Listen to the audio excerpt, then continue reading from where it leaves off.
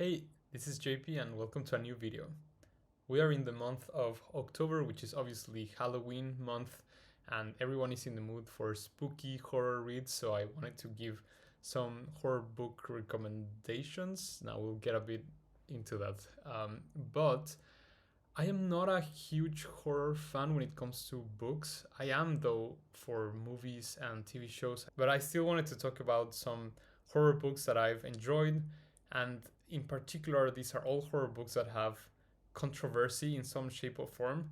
I don't really like cancel culture, and I think there's a lot to be discussed in that conversation.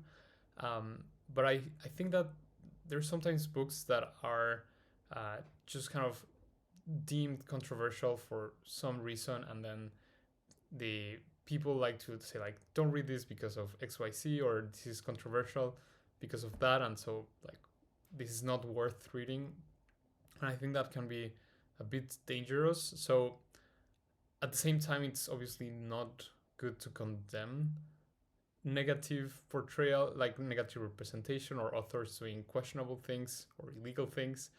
So I'm not exactly saying these are I'm not really saying these are books that I think you should read. What I'm trying to say is that these are horror books that I really enjoyed. And yes, all of these have problematic elements, and I think it's important to call this out. And it's going to be up to you whether or not you want to read these books, or if these elements are enough for not reading them, which I also think is completely valid. Let's open up with a banger, and that's going to be House of Leaves by Mark said Danielewski. I don't know how to pronounce that name. Yeah, this is a chunker of a horror novel, and I'm just gonna put it up there. This is very unpopular in YouTube, and I think a lot of book spheres, because this book is very complicated. Even trying to explain it is hard. So I'm gonna do my best attempt at it. So House of Leaves is a kind of book that's a narrative within a narrative within a narrative. It uses that narrative framework, and I think it's easier to just unwrap it like bottom up. So basically, you have the story of this family that moves into a house that apparently is bigger on the inside than it is on the outside. And that's where a lot of the horror actually comes in. And then this family starts recording their lives in the house through they put up video recorders everywhere. And so the father in this family, he uses all of this information to put up like a documentary film that is published. And then after that, people start analyzing this documentary and speculating about this documentary, making essays, dissecting it. And so that's kind of the next narrative piece on top of that. And so what you're actually reading is an essay talking about this documentary. And this essay is put together by a man, and he adds kind of commentary on top of it. So you're reading this manuscript of an essay put together by someone who's giving his kind of backstory, his thoughts about some things. And so you learn about this kind of top level narrative. And it's all about this family that lives in this house that's bigger on the inside than it's on the outside, if that makes sense. And this is a book that's kind of disliked because it's so convoluted. Like, it's almost unnecessarily hard to read at times. I'm gonna show you some things without trying to spoil, but you have pages that have like very weird structure. You can even have like sections of the story that are written like backwards and like in frames or in windows, or pages that have barely any words written on them, or like weird kind of thing. So it's a story that plays a lot with the like with the structure of even the page itself. So I think that's why it's not very loved. Now, the reason why I think it's kind of controversial is because this main narrator that puts together the essay, he is extremely sexist and has a lot of very negative and like just nasty opinions about women. And I think that part of the story was completely unnecessary. It's not something that comes up very often because, again, you're mostly reading the essay and he's just introducing pieces of his life here and there.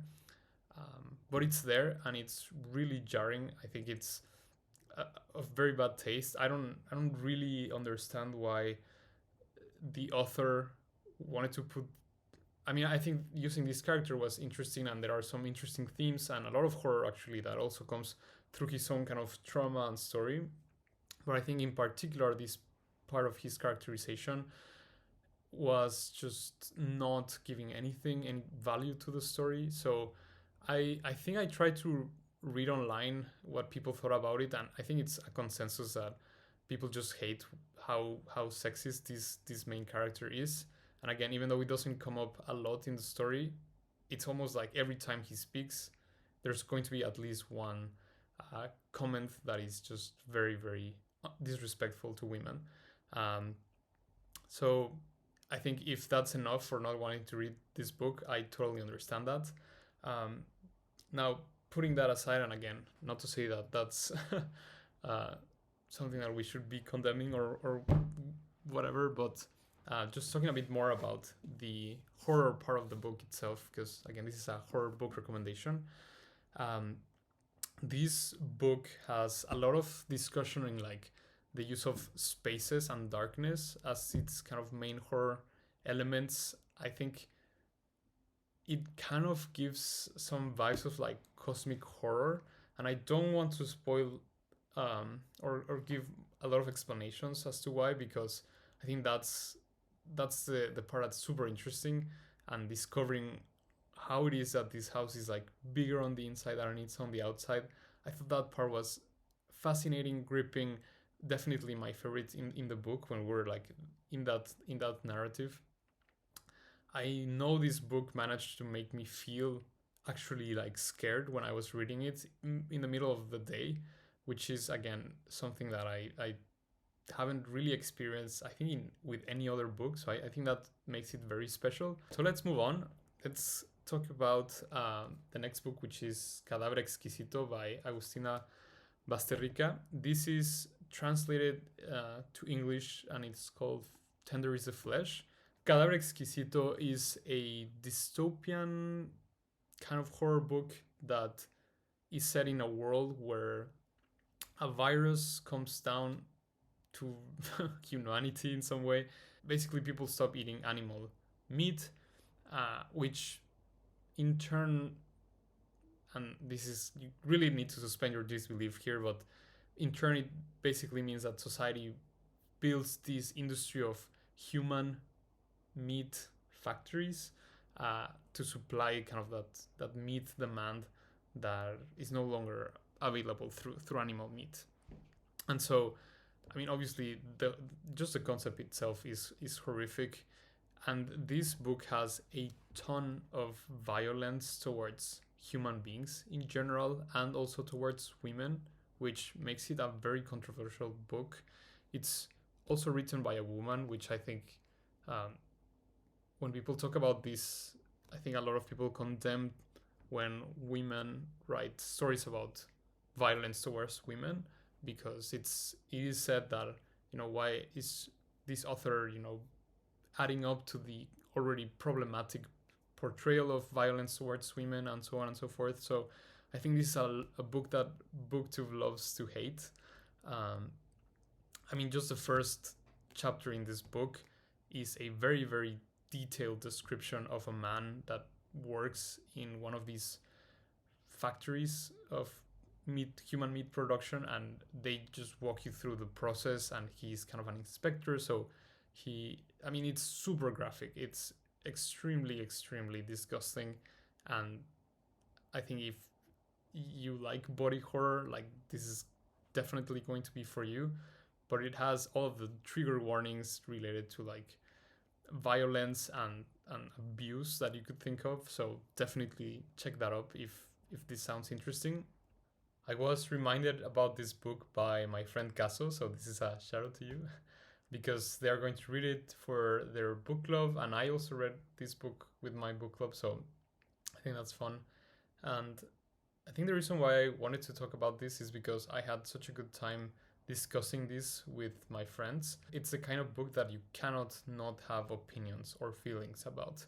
So I would recommend this reading in a book club or in a way that you can discuss it with people, because I think that's how you can get the most out of it. And yeah, maybe I'll just gonna describe this very briefly. So basically, your main character is, as I said, a man who works in a or who works for a company that kind of buys meat and sells it, I think, and he's kind of like an inspector, and so he visits these factories where humans are just bred uh, as animals and killed as animals. Something that brings a lot of conflict into the story is that this main character is doing this job. At least we're led to believe that he's doing this job because of the money. He has a parent that is in a like a house for elderly people, or I think it's probably even like a retirement home where his father, I think, needs some kind of medical care, and this is extremely expensive. And it's expensive because it's a private institution, and he's very afraid that if he doesn't pay for this institution and he leaves his family member in a kind of cheaper or even public institution, they could be at risk of being basically abducted and kind of sold for their meat. And I don't necessarily know if this is a realistic situation that could happen in this world.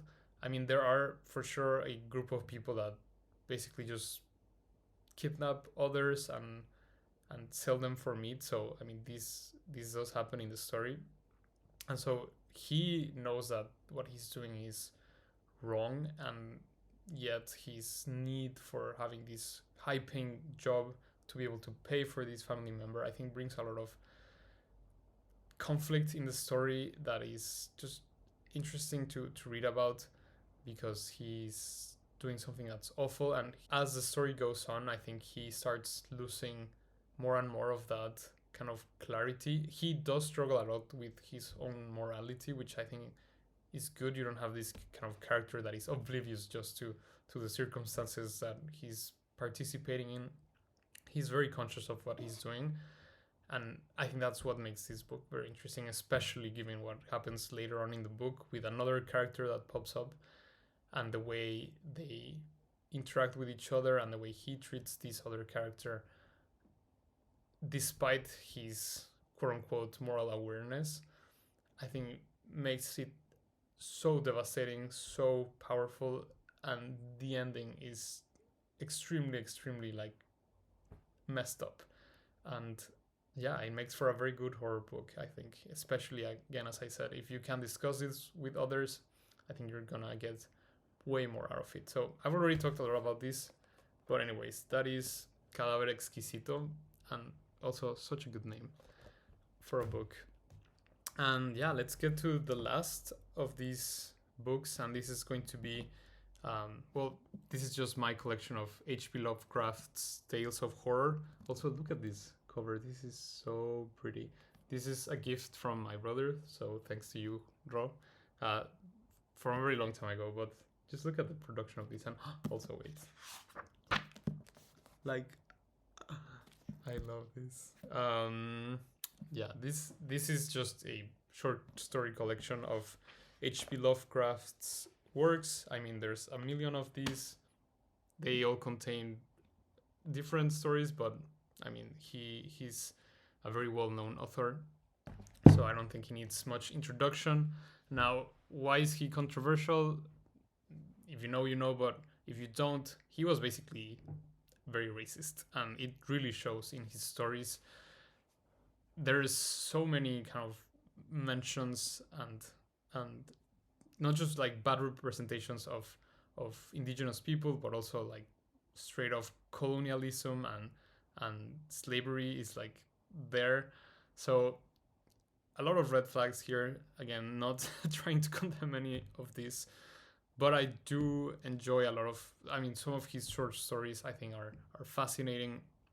For those of you who don't know, H.P. Lovecraft is kind of the, at least he's talked about as the father of cosmic horror, which is a subgenre of horror that talks a lot about kind of our such like our small size in the universe and how there's things that are so big and so kind of powerful and just like concepts and ideas that are so out of our kind of human nature to understand that it destroys us and you cannot be the same person after learning these facts or facing having like small interactions with these uh, bigger creatures or forces of nature. That's kind of his gist, which I think is fascinating.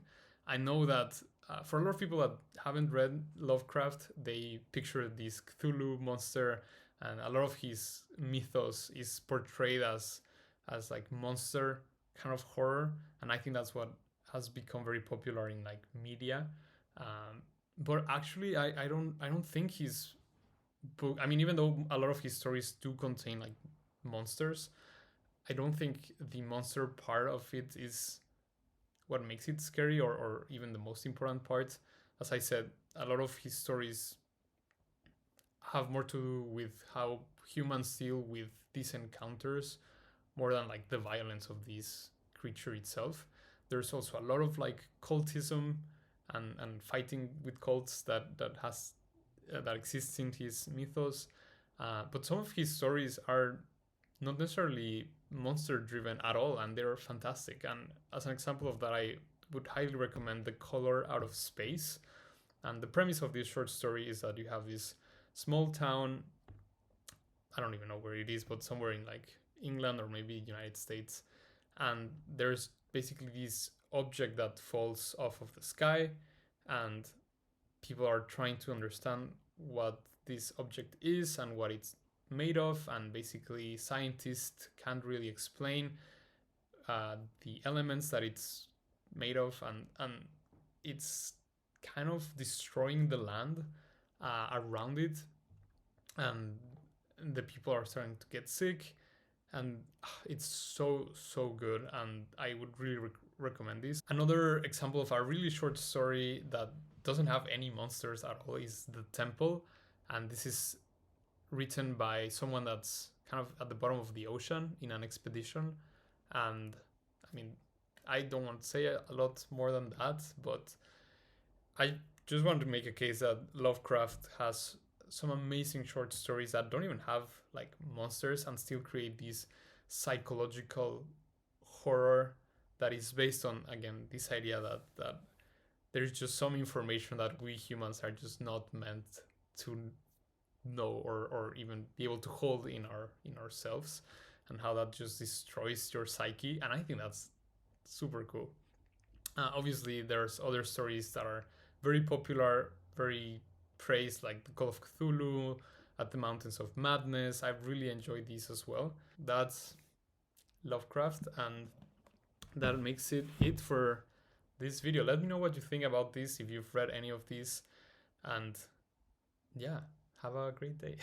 Bye bye.